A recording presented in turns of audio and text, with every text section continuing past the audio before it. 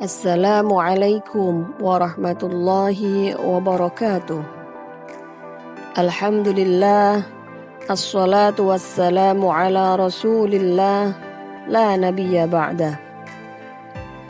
Ibu-ibu jamaah pengajian rutin An-Nisa yang insya Allah dirahmati Allah subhanahu wa ta'ala. Pada kesempatan kali ini saya akan berbicara tentang haid, di mana haid merupakan permasalahan yang selalu dihadapi para wanita dan tidak mungkin akan dihindarinya. Seorang perempuan yang kedapatan haid, dia harus menerima dengan ikhlas, apalagi di bulan Ramadan seperti ini. Perempuan tidak boleh mengeluh, bahkan marah-marah karena tidak bisa melaksanakan puasa Ramadan bersama dengan yang lainnya. Dan dia masih mempunyai kewajiban untuk nyaur atau mengqadha puasanya di waktu yang lain. Nah, ada 3 hal yang akan saya sampaikan terkait dengan haid ini. Yang pertama, terkait dengan hukum mempelajari haid bagi perempuan. Dalam kitab I'anatun Nisa disebutkan bahwa hukum mempelajari permasalahan perempuan seperti haid, nifas, dan istihadah adalah wajib. Bahkan jika seorang suami tidak memiliki pengetahuan tentang ini, maka suami tersebut tidak boleh melarang istrinya ketika keluar rumah untuk mencari pengetahuan tentang permasalahan perempuan ini. Namun, jika seorang suami memiliki pemahaman tentang permasalahan wanita ini, maka baginya wajib mengajarkan kepada istrinya. Jadi, mengapa wanita wajib mempelajari permasalahan ini? Seorang wanita wajib mencari pengetahuan tentang haid ini atau nifas ataupun permasalahan yang lain. Itu karena permasalahan perempuan ini berkaitan langsung dengan rutinitas ibadah. Sehingga seorang perempuan nantinya bisa tahu apakah puasa, sholat nanti wajib diqadha atau tidak. Jadi begitu pentingnya permasalahan ini sehingga wanita wajib mempelajarinya. Itu hal yang pertama yang saya sampaikan. Kemudian yang kedua, terkait dengan apa sih haid itu?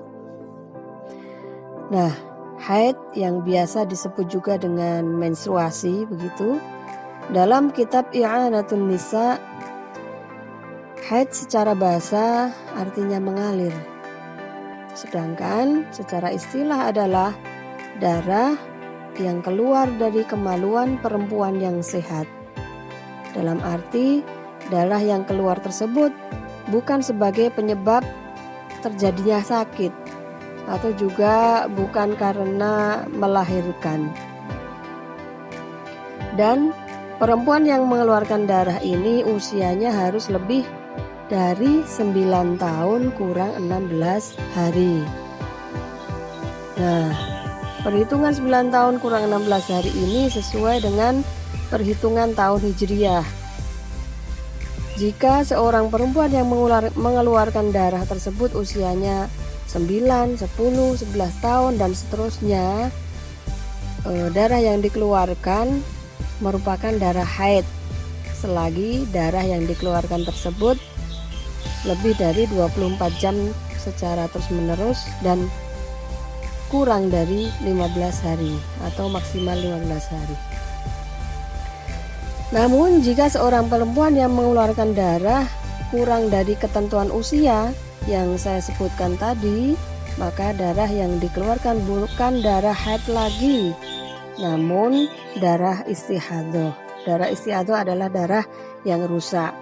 Jadi seandainya seorang perempuan mengeluarkan darah istihadzoh, maka wajib baginya melaksanakan sholat, puasa, dan yang lainnya. Nah, di sini saya contohkan. Yang pertama, seorang perempuan yang mengeluarkan darah selama 6 hari secara terus-menerus di usia 9 tahun kurang 5 hari. Bagaimanakah hukum darah yang dikeluarkan tersebut? Nah, jawabannya, darah yang dikeluarkan selama 6 hari secara terus-menerus tadi merupakan darah haid. Kenapa?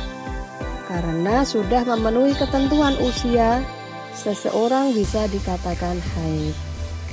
Dan baginya tidak boleh melaksanakan sholat maupun puasa atau hal-hal lain yang menjadi larangan bagi orang yang haid. Kemudian saya contohkan yang kedua. Nomor 2, seorang perempuan yang mengeluarkan darah selama 8 hari secara terus-menerus di usia 9 tahun lebih 20 hari. Nah, 9 tahun, saya ulang, 9 tahun lebih 20 hari. Jadi berjalan ke 10 tahun. Nah, bagaimana hukum darah yang dikeluarkan? Maka jawabannya adalah darah yang dikeluarkan semuanya adalah darah haid. Kenapa? Karena sudah memenuhi ketentuan usia, seorang perempuan bisa dikatakan haid. Dan baginya selama 8 hari tersebut tidak boleh melaksanakan sholat, puasa, dan hal-hal yang menjadi larangan bagi perempuan yang haid. Itu saya contohkan yang kedua. Kemudian yang ketiga, ibu-ibu.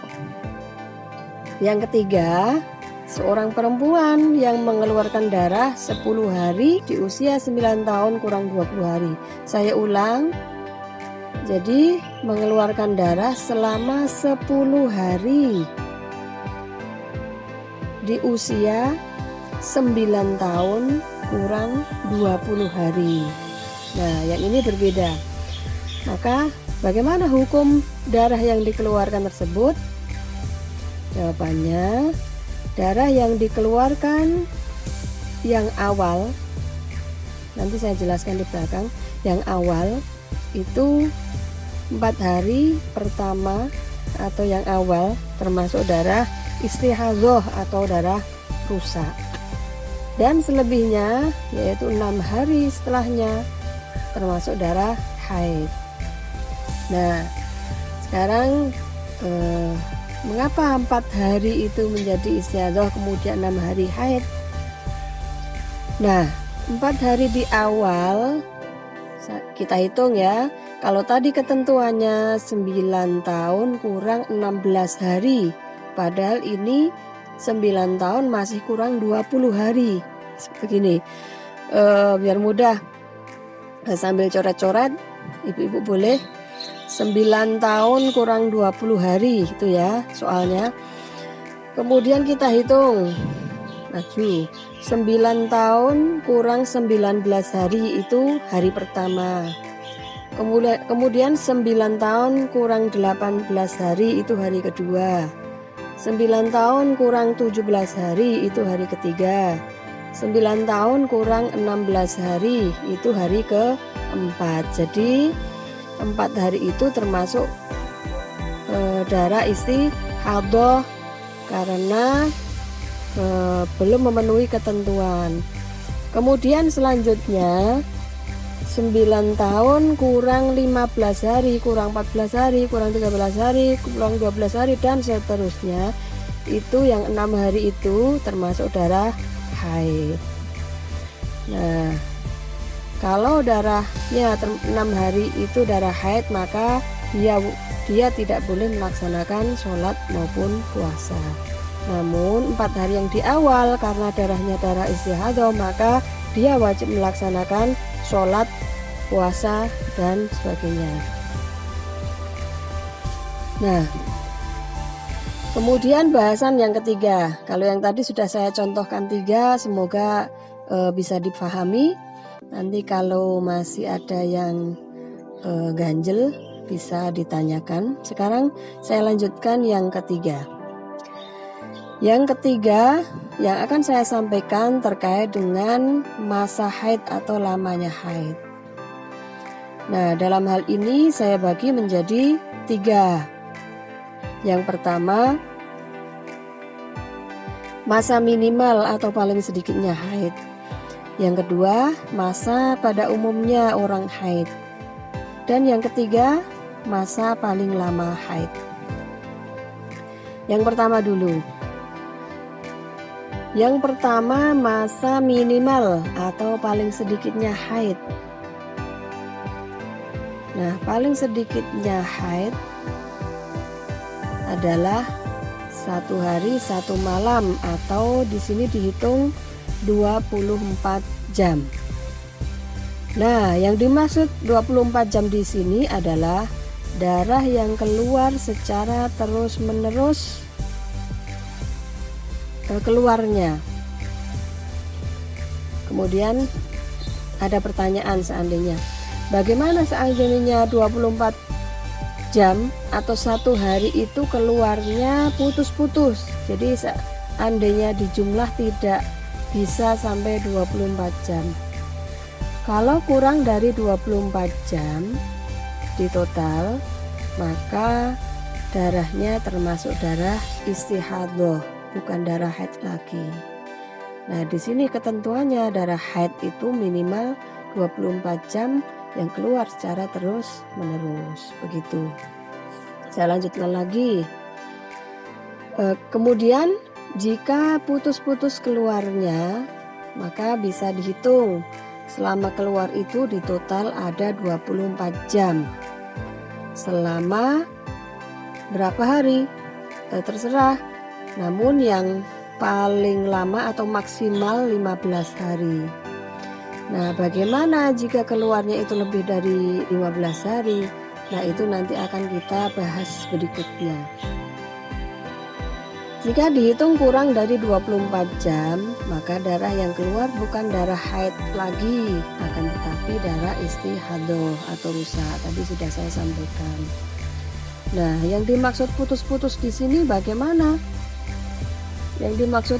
Yang dimaksud putus-putus di sini dimaknai keluar, misalnya keluar beberapa jam 7 sampai jam 9 keluar, kemudian jam 9 sampai jam 10 berhenti, kemudian keluar lagi beberapa jam. Nah, itu seorang perempuan harus tahu tentang itu, jadi bisa dihitung mencapai 24 jam atau tidak selama perempuan tersebut mengeluarkan darah, dan dihitung seperti itu selama maksimal 15 hari. Menghitungnya tidak lebih dari 15 hari. Kalau lebih dari 15 hari nanti kita bicarakan nanti pembahasan berikutnya. Kemudian kalau tadi minimal atau paling sedikitnya haid, sekarang yang kedua adalah pada umumnya seseorang mengalami haid itu selama 6 sampai 7 hari. Jadi perempuan yang biasa mengalami haid itu selama 6 sampai 7 hari. Nah, yang paling lama seorang wanita mengeluarkan darah haid adalah 15 hari, 15 malam. Nah, hal ini berdasarkan penelitian Imam Syafi'i pada wanita Arab pada waktu itu. Adapun paling sedikitnya suci antara haid satu dengan haid berikutnya adalah 15 hari 15 malam. Dan berapa paling lama suci antara haid satu dengan haid berikutnya? Paling lama suci tidak ada batasannya. Jadi lama tidak ada batasannya. Kemudian jika ada soal seperti ini, ibu-ibu, jika seorang perempuan mengeluarkan darah haid dengan putus-putus, yang dihukumi haid itu selama mengeluarkan saja atau ketika berhenti sebentar itu juga dihukumi haid. Nah, begini ibu-ibu jawabannya, semuanya dihukumi haid dan perempuan tersebut tidak boleh mengerjakan sholat dan hal-hal yang menjadi larangan bagi seorang yang mengalami haid.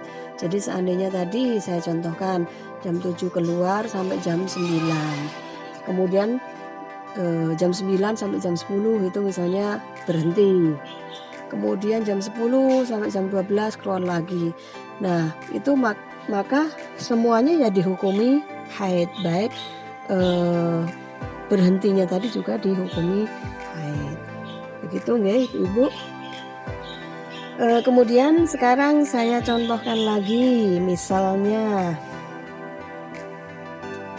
jika ada wanita haid selama 5 hari dan selama 5 hari tersebut ternyata keluarnya sedikit-sedikit sehingga ketika dihitung darah yang keluar belum ada 24 jam. Maka darah yang keluar tersebut adalah darah istihadah, bukan haid lagi. Mengapa seperti itu? Nah, karena ketika ditotal darah yang keluar belum ada 24 jam, meskipun keluarnya itu sudah 5 hari atau selama 5 hari sudah keluar hanya sedikit-sedikit, di total tidak ada 24 jam. Dan seandainya perempuan tersebut selama 5 hari tidak melakukan sholat karena memang dari awal mengira dia haid, tapi ternyata setelah dihitung kurang dari 24 jam, maka perempuan tersebut harus mengqadha sholatnya. Apalagi misalnya pada waktu bulan Ramadan seperti ini, perempuan tadi mengira bahwa dia selama 5 hari itu ya memang haid, tapi ternyata ketika keluar darahnya hanya sedikit-sedikit sekali dan bahkan di total tidak ada 24 jam, maka darah yang dikeluarkan tersebut merupakan darah istihadah, maka sholatnya harus diulang atau diqadha di waktu yang lain. Demikian yang bisa saya sampaikan, semoga bermanfaat. Untuk permasalahan-permasalahan yang lain insya Allah di episode berikutnya. Silahkan ikuti di edisi berikutnya. Sekian, wassalamualaikum warahmatullahi wabarakatuh.